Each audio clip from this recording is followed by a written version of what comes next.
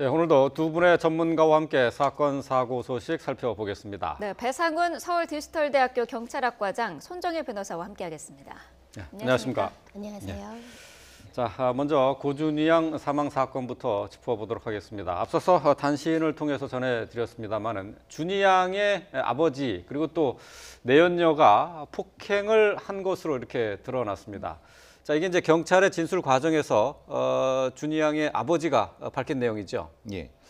근데 이 친부의 진술 태도가 조금 문제가 있습니다. 왜냐하면은 그전에는 진술을 안 하다가 거부하다가 무엇인가 증거를 제출하면 거기에 따라서 진술이 나오는 거고 지금 진술도 본인이 구타를 했다, 때렸다라는 것도 하지만 실제로 이 사람이 하고 싶은 말은 그거보다는 그 뒤에 얘기입니다. 자기도 때렸지만은 사실은 내연녀가 더 때렸다.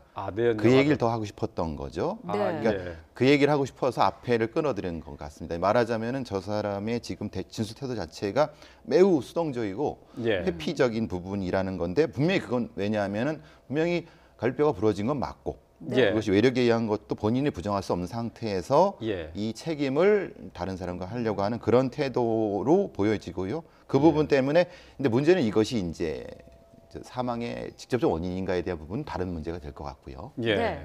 그러니까 지금 준희 양의 아버지가 자신보다는 지금 내연녀한테 책임을 돌리려는 그런 경향을 보인다는 건가요? 그렇죠.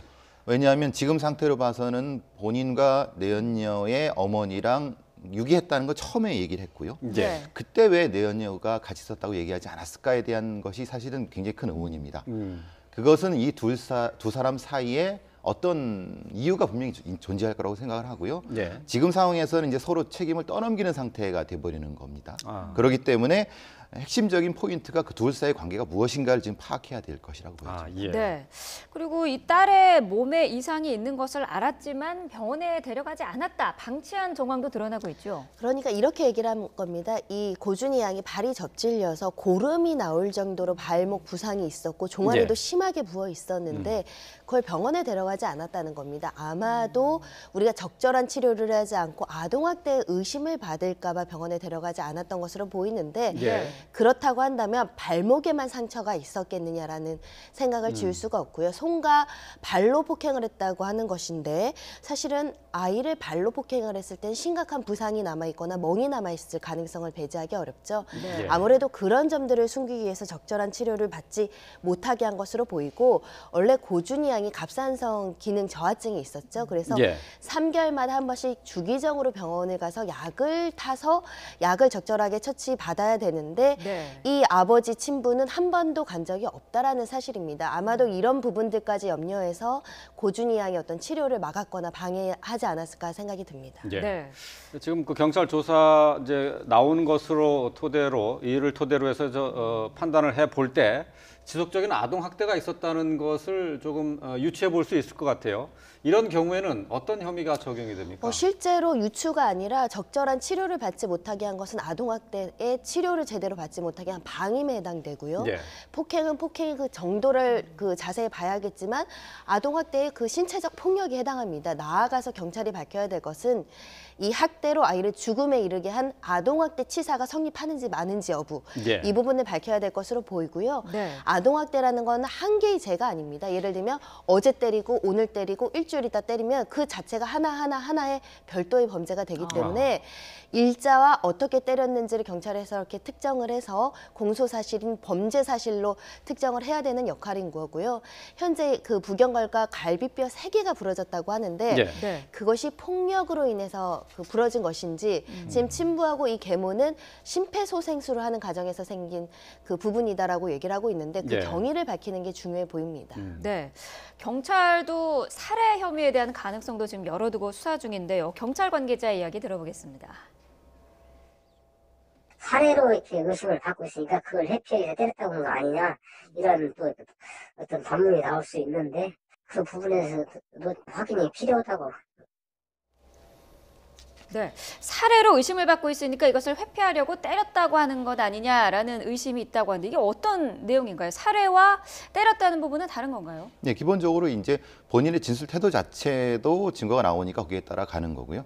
지금 저 부분은 뭐냐면은 등 쪽에 있는 갈비뼈가 골절이 됐는데 그게 이제 금이 가는 형태의 골절이 아니라 파쇄형 골절이나 분쇄형 골절 같은 경우는 손이나 발이 아니라 다른 도구를 이용했을 가능성, 아주 강한 외력이 있는데 그것이 뒤쪽에서 왔다고 하면은 이것은 우리가 보통 이제 어떤 아이들의 어떤 그 상처하고는 전혀 다른 문제가 아니겠습니까?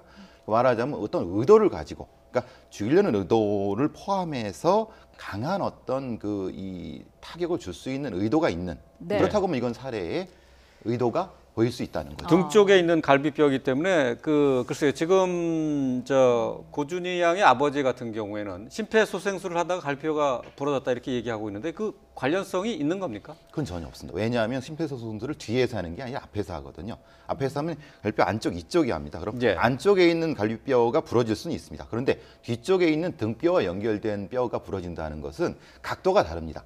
그러니까 이 친부란 사람이 거기에 대한 걸 얘기해도 전혀 그 부분을 잘 모르고 얘기하는 것 같습니다. 그런 면에서는 전혀 관련이 없습니다. 네, 경찰은 유기치사나 학대치사가 아닌 살해 가능성도 열어두고 있다고 하는데 유기치사와 학대치사 그리고 살해 이게 어떻게 다른 건가요? 양형에서도 엄청난 차이가 있죠. 중요한 것은 살인의 고의가 있었는지 적어도 미필적 고의가 있었는지 여부이기 때문에 잘못으로 유기행위로 죽음에 이르게 한 것과 내가 죽일 수 있다, 죽어도 괜찮다라는 의도로 아이에 대해서 폭력을 한다거나 치료 행위를 적극적으로 하지 않는 부분은 완전한 다른 범죄라고 생각하시면 되고요. 네. 결국은 어린 아이에 대해서 죽음에 이를 정도의 폭행이 있었느냐 또는 죽음에 이를 정도의 치료를 방관한 부분이 있었느냐, 그리고 말씀하신 것처럼 갈비뼈 3개는 사망 전에 발생한 것이냐 사망 후에 발생한 것이냐 이런 것들을 종합적으로 수사 결과에서 밝혀내야 이제 살인의 고의 여부를 밝히지 않을까 생각이 듭니다. 네.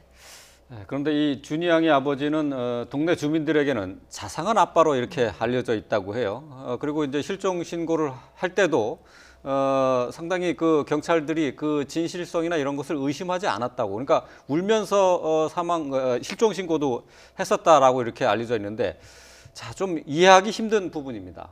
그래서 이제 어떤 분들은 이제 연극성 장애, 인격 장애가 의심되지 않을까라는 말씀도 하시고 소시오패스에 대한 얘기도 말씀하시는 것도 있고요. 네. 일종의 보상 심리일 수 있다고 생각합니다. 왜냐하면은 본인이 가지고 있는 어떤 가정이라는 역할에 대해서 좀 더 적극적으로 어필하려고 하는 과정에서 정반대 행동을 하는 경우는 보통 이런 범죄자들한테는 자주 나타나거든요. 아동학대를 저지른 범죄자들이 겉으로 봐서 상당히 불량배처럼 보이나 절대 그렇지 않습니다. 아주 선한 사람처럼 보이게 얼굴을 가꿔버리거든요. 지금도 이 경우라고 보여집니다. 실제로 이 친부 같은 경우는 자동차 회사를 다녔다고 이제 알려져 있고, 내연녀 같은 경우도 어디서 김밥집 근처에서 김밥집을 했다고 하니까 주변에 있는 커뮤니티를 어느 정도 이끄는 사람이라고 알려졌기 때문에 거기에 대한 어떤 일종의 반작용 같은 것이라고 볼 수 있을 것 같습니다. 네.